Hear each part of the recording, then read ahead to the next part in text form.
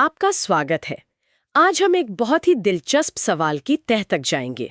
हम सही और गलत के बीच फर्क करना सीखते कैसे हैं? और इसी सवाल ने अमेरिकन साइकोलॉजिस्ट लॉरेंस कोहलबर्ग को भी बहुत सोचने पर मजबूर किया था। हाँ, उन्होंने अपनी पूरी जिंदगी ये समझने में लगा दी कि बचपन से लेकर बड़े होने तक हमारी नैतिकता यानी हमारी मॉरल कंपस कैसे विकसित होती है। हमारे पास इसी विषय पर कुछ बेहतरीन स्लाइड्स हैं।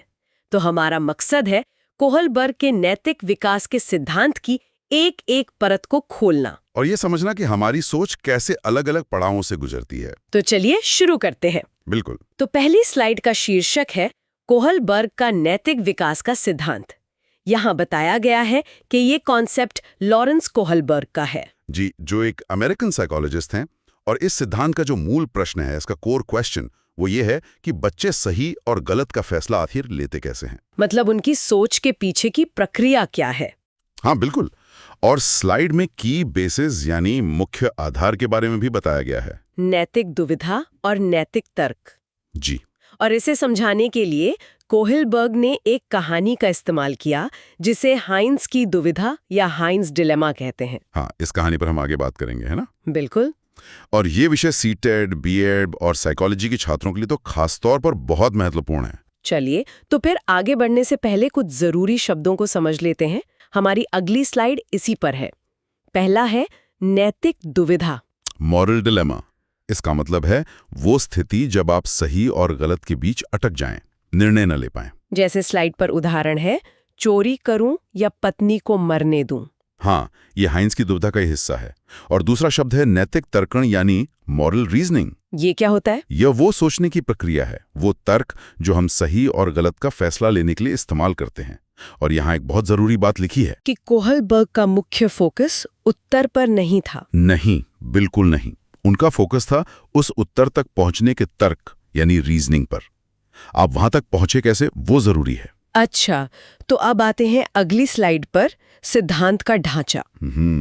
यहां से यह विषय और भी दिलचस्प हो जाता है। हाँ, इस तस्वीर में हम देख सकते हैं कि कोहलबर्ग ने नैतिक विकास को एक तरह से सीढ़ियों की तरह 3 स्तरों यानी लेवल्स में बांटा है। और हर लेवल में 2 अवस्थाएं यानी स्टेजेस हैं। तो कुल मिलाकर 6 स्टेजेस हो गए। जी, पहला लेवल है पूर्व परंपरागत या प्री कन्वेंशनल, जो 4 से 10 साल की उम्र के लिए है। उसके बाद दूसरा लेवल पारंपरिक या कन्वेंशनल, जो 10 से 13 साल के लिए है। और सबसे ऊपर है तीसरा लेवल, उत्तर परंपरागत या पोस्ट कन्वेंशनल, जो 13 साल से ज्यादा की उम्र के लिए है। तो चलिए एक एक करके इन लेवल्स को समझते हैं। पहले लेवल से शुरू करते हैं।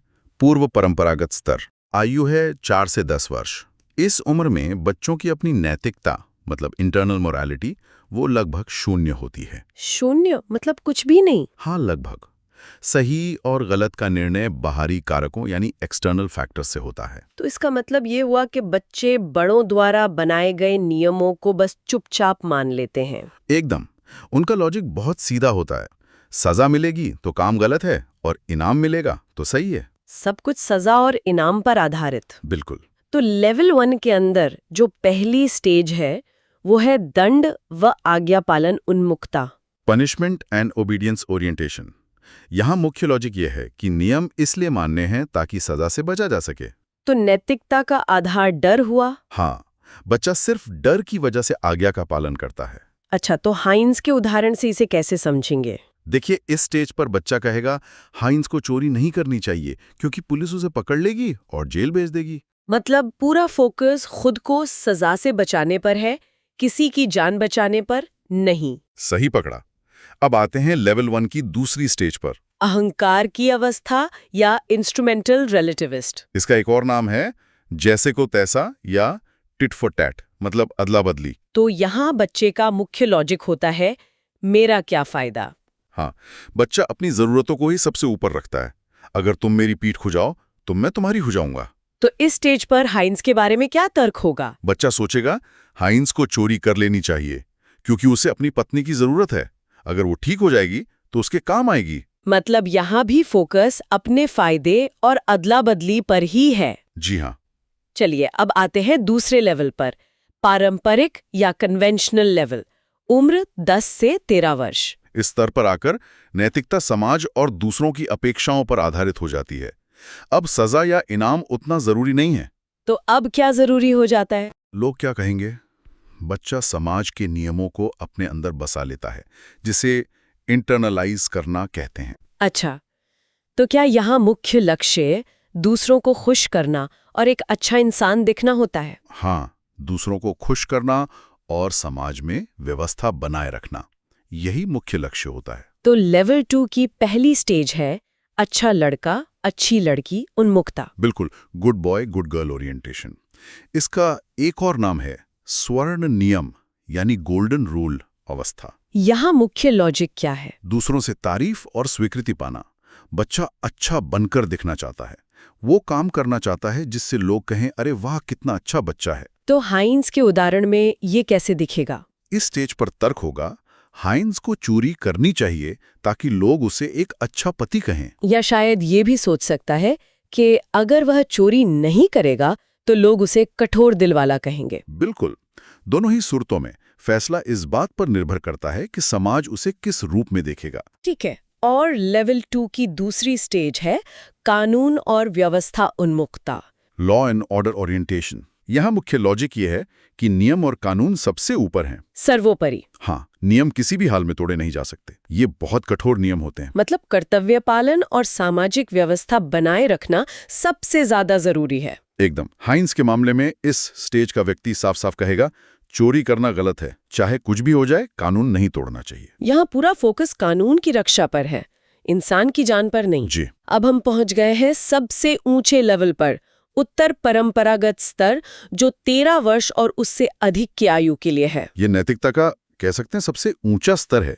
यहाँ निर्णय खुद के विवेक मतलब सेल्फ कॉन्शियस और अपने बनाए सिद्धांतों पर लिए जाते हैं। तो क्या व्यक्ति यहाँ नियमों से भी ऊपर उठकर सोचता है? हाँ बिल्कुल, व्यक्ति नियमों से ऊपर उठकर इंसानियत और न्याय के बारे में सोचता है। और एक जरूरी बात, क्या? जरूरी नहीं कि हर व्यक्ति इस स्तर तक पहुंच पाए। बहुत से लोग लेवल 2 पर ही रह जाते हैं। अच्छा, तो लेवल 3 की पहली स्टेज है सामाजिक अनुबंध उन्मुक्ता। Social contract orientation. यहाँ का मुख्य लॉजिक ये है कि नियम लोगों की भलाई के लिए हैं, पत्थर की लकीर नहीं है। नहीं, और अगर किसी नियम से नुकसान हो रहा हो तो उसे बदला जा सकता है। कानून को लचीला होना चाहिए। तो फिर यहाँ जीवन का अधिकार सबसे बड़ा हो जाता है ना? हाँ, आपने एकदम सही पकड़ा। लॉजिक है, जीवन का अधिकार संपत्ति के अधिकार से बड़ा है। तो हाइंस के उदाहरण में तर्क होगा, हाइंस ने सही किया, एक जान बचाना चोरी के कानून से ज्यादा महत्वपूर्ण है। और अब हम आखिरी स्टेज पर हैं, स्टेज 6, सार्वभौमिक नैतिक सिद्धांत। Universal ethical principle. यहाँ मुख्य लॉजिक है कि व्यक्ति अपनी अंतरात्मा की आवाज सुनता है, अपने बनाए हुए सिद्धांतों पर चलता है। जी। सार्वभौमिक मानवाधिकार जैसे सत्य, अहिंसा, न्याय, ये सब समाज के बनाए कानूनों से भी ऊपर हैं। ऐसे लोग न्याय के लिए अपनी जान भी दे सकते हैं। ये तो नैतिकता का सर्वोच्च स्तर है। हाँ, highest stage, self chosen ethical principles.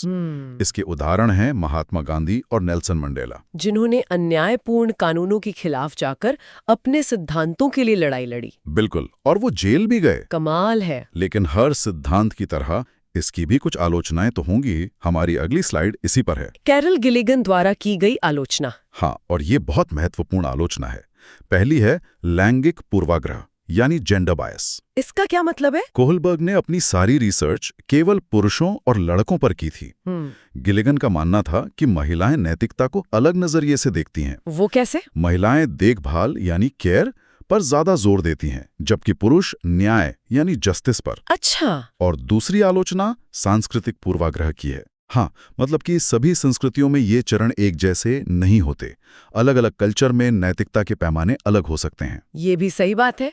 और तीसरा है तर्क वर्सेस व्यवहार, रीजनिंग वर्सेस एक्शन। ये एक बहुत ही महत्वपूर्ण बिंदु है। लोग जो कहते हैं कि वो करेंगे और जो वो असल में करते हैं, उसमें अक्सर बहुत अंतर होता है। मतलब सोचना और करना दो अलग बातें हैं। बिल्कुल। तो चलिए इस आखिरी स्लाइड की मदद से सब कुछ जल्दी से दोहरा लेते हैं। जरूर। तो लेवल 1 प्री कन्वेंशनल का फोकस है दंड और लालच पर, जिसमें पनिशमेंट और ईगोसेंट्रिक मतलब अहंकार वाली स्टेजेस है। फिर लेवल 2 कन्वेंशनल, जिसका फोकस समाज और कानून पर है।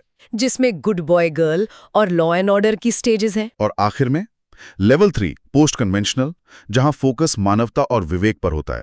और इसमें सोशल कॉन्ट्रैक्ट और यूनिवर्सल एथिक्स की स्टेजेस आती है। जी, और अंत में एक बहुत अच्छा निष्कर्ष दिया गया है, जैसे जैसे उम्र बढ़ती है नैतिकता बाहरी यानी एक्सटर्नल से आंतरिक यानी इंटरनल होती जाती है।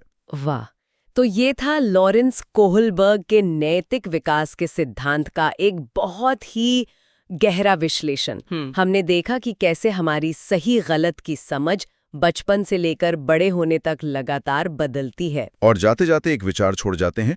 हमने आलोचना में एक बिंदु पर बात की थी, तर्क बनाम व्यवहार। जरा सोचिए, अगर हम सिर्फ हाइंस की दुविधा के बारे में सोच नहीं रहे होते, बल्कि सच में उसकी जगह पर होते, तो हमारा नैतिक तर्क और हमारा वास्तविक कार्य क्या होता? क्या दोनों में कोई अंतर होता? ये सवाल हमें वाकई सोचने पर मजबूर करता है।